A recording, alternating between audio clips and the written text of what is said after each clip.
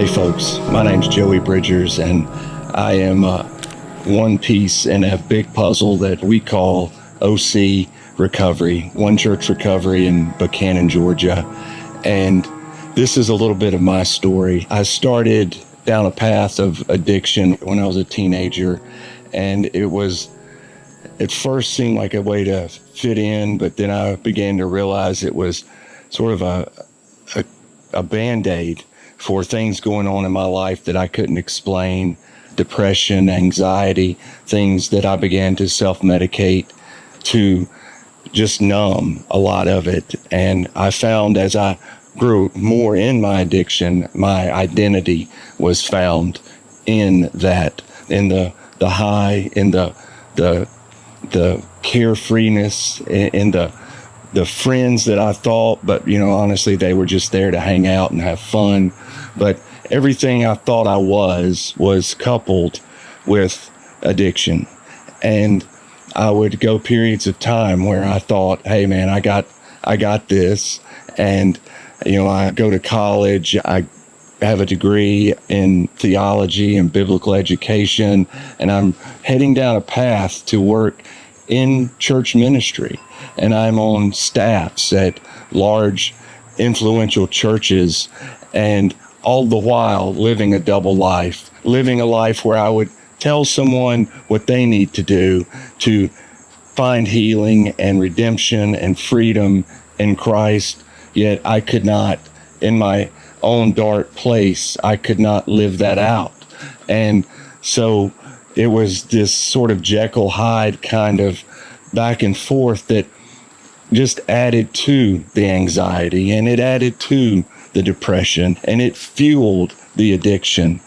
And what I thought was great back then, I look back and think that was a huge part of the problem. Is I could carry on a normal life, or relatively normal, where only a few people knew the struggle, and I was able to keep people at a distance. And as I got older, my addiction got stronger.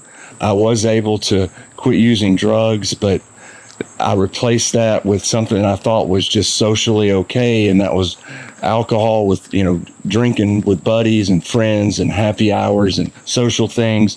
And I never dealt with what really was broken inside of me.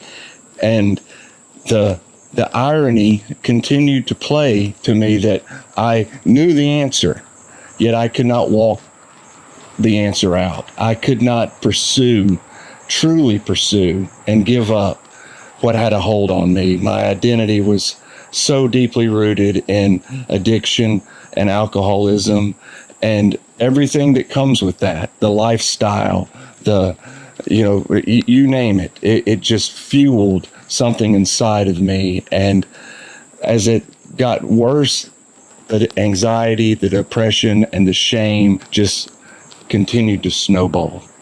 And it wasn't until I stumbled across, and I say stumbled across because it's another one of those sort of silly things, because I'd heard it countless times in teachings and things on Jesus. And one day I read it and something clicked in me to dig deeper.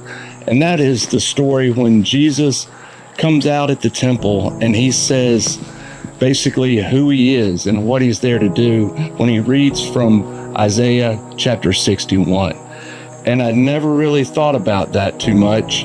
And for some reason in that moment, I was just driven to go and read the full text before, Isaiah 60, Isaiah 61, Isaiah 62, just grab that whole concept there. And the words spoke so deeply to me and hit something inside of me that honestly I didn't even know was there.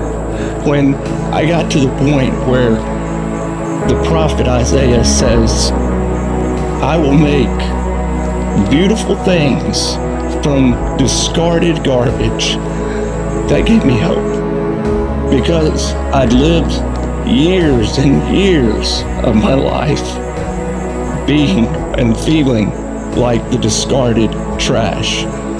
But Isaiah's words are, out of the rubble, I will make it new. I will rename you.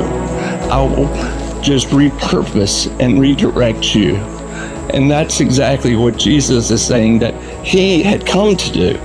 And through a series of events with sharing that text with someone close to me and just allowing those ancient words from that man to just penetrate my soul, something happened, something changed.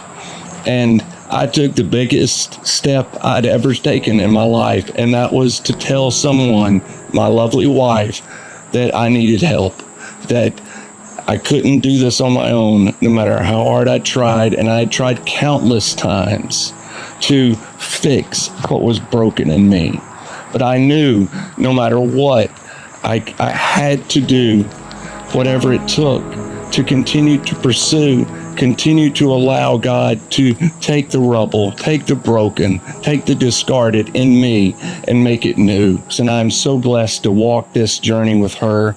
And God has restored what I had broken, what I had pushed away, what I had chosen not to see as worthy and worthwhile.